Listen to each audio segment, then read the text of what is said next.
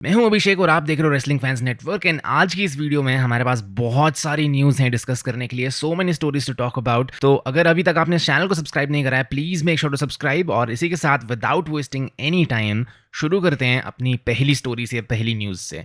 सो सबसे पहले let's talk about Clash in Paris, because इसका ऑफिशियल पोस्टर रिवील हो चुका है। And guess what, on the cover is Roman Reigns. अभी अपनी स्क्रीन पे आप ऑफिशियल कवर देख रहे हो क्लैश इन पेरिस का, फीचरिंग रोमन रेंस। नाउ मेरे हिसाब से तो ये बहुत स्ट्रेंज चीज़ है, बिकॉज कुछ टाइम पहले Roman Reigns clash in Paris के लिए अनाउंस भी नहीं थे, and all of a sudden अब रोमन रेंस हमें ऑफिशियल कवर पे यहाँ पे नजर आ रहे हैं। तो जल्दी से कमेंट करके बता दो कि तुम्हें ये पोस्टर कैसा लगा, 5 में से इसको कितनी रेटिंग देना चाहोगे तुम। और अगर मैं अपनी बात करूँ तो वैसे तो मैं कुछ खास पेंटिंग का कुछ फैन नहीं हूँ, बिकॉज ये जो पोस्टर है थोड़ा पेंटिंग टाइप का कंसेप्ट है। तो मेरे हिसाब से तो it is more like 3 out of 5। In fact एक रिसेंटली फैन मेड पोस्टर भी आया था जो काफी पॉपुलर हुआ था, I would prefer that one. मेरे हिसाब से जो फैन मेड पोस्टर है जो इस वक्त आप अपनी स्क्रीन पे देख सकते हो, ये शायद से ऑफिशियल पोस्टर से मुझे थोड़ा ज्यादा बेटर लग रहा है। तुम्हारे ओपिनियन में कौन सा बेटर है, late me know in the comment section. But anyways, official poster की बात करें तो this is the official poster of clash in Paris. कैसा लग रहा है तुम्हें, late me know in the comments. Anyways, इसी के साथ आगे बढ़ते हैं हमारी अगली न्यूज की ओर। और now let's talk about Carrion Kross. तो भाई कैरियन क्रॉस के रिलेटेड काफी अपडेट्स आ रहे हैं और रोज के रोज आ रहे हैं।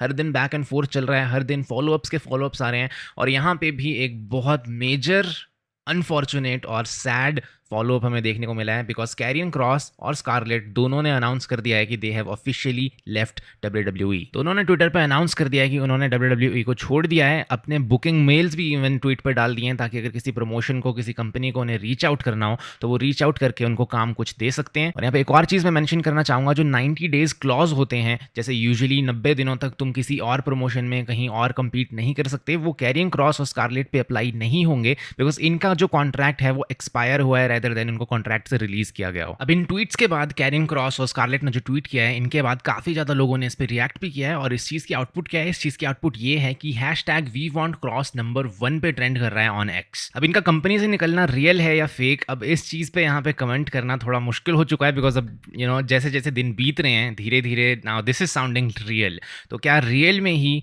स्कारलेट और कैरियन क्रॉस ने WWE को छोड़ दिया है? Everybody is talking about it, और काफ़ी ज़्यादा चीज़ें भी रिवील हो रही हैं। For example, Logan Paul was the guy जिन्होंने पुश किया था कि क्रॉस को इन्वॉल्वमेंट दो रेसलमेनिया में। जो लोगन पॉल का मैच था वर्सेस एजे स्टाइल्स, वहाँ पे लोगन पॉल चाहते थे कि क्रॉस को एक मौका मिले, वो भी इंटरफेयर करें, उनको भी उनका एक स्पॉट मिले, एक अपॉर्चुनिटी मिले। तो आई थिंक ये बहुत ही कूल चीज़ थी जो लोगन पॉल ने यहाँ पे की थी, और आई थिंक इसके लिए बनता है कि हर कोई कमेंट करे W लोगन इन दी कॉमेंट्स। अब इस सिचुएशन की बात करें तो ये सिचुएशन रियल इसलिए भी लग रही है बिकॉज स्कारलेट और कैरियन क्रॉस दोनों ने अपने अपने बुकिंग मेल्स भी यहाँ पे डाल दिए हैं। और अकॉर्डिंग टू वन रिपोर्ट, जो कंपनीज हैं, जो प्रमोशंस हैं, वो डाउट में हैं कि उनको रीच आउट करना चाहिए क्रॉस को या नहीं, बिकॉज क्या ये वर्क है या फिर रियल। बुकिंग मेल्स जरूर हैं, बट उन बुकिंग्स में कोई बुक नहीं करना चाह रहा है, या फिर तुम बोल सकते हो वो कंफ्यूज हैं कि हम करें उनको रीच आउट या ना करें, बिकॉज ये रियल भी है या नहीं। तो कंफ्यूजन तो अभी भी है इवन आफ्टर दिस पोस्ट। क्या ये सारा सिनेरियो रियल है या नहीं? मेरा पर्सनल मानना है कि अभी भी चांसेस हैं, अभी भी होप्स हैं, बिकॉज कुछ ऐसी चीजें हैं जो अनरियलिस्टिक लग रही हैं मुझे। फॉर एग्जांपल, एक ट्वीट यहाँ पे तुम देख सकते हो अपनी स्क्रीन पे,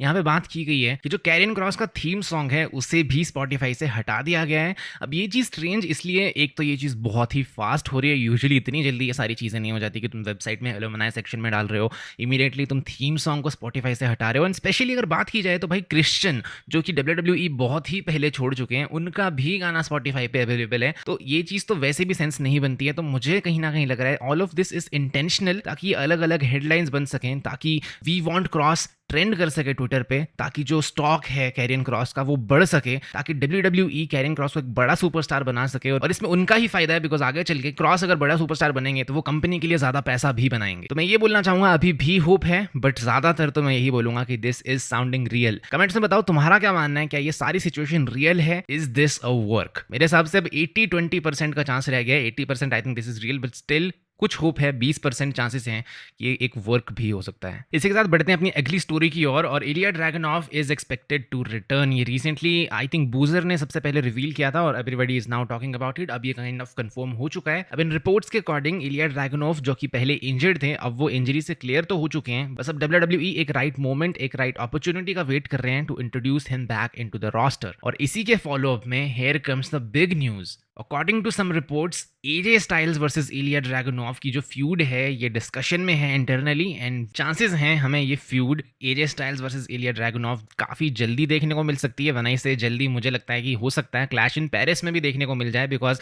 अगर तुम्हें याद हो बूजर ने काफ़ी पहले रिपोर्ट भी की थी कि शायद से फिनोमिनल वन एजे स्टाइल्स हमें क्लैश इन पेरिस में भी देखने को मिलेंगे। वहाँ का क्राउड डेफिनेटली एजे स्टाइल्स को पसंद करता है। सो चांसेस हैं, not sure, not confirmed, but chances हैं। तुम्हारा क्या मानना है इस बारे में? क्या AJ Styles versus Ilya Dragunov हमें देखने को मिल सकता है in clash in Paris? Let me know in the comments.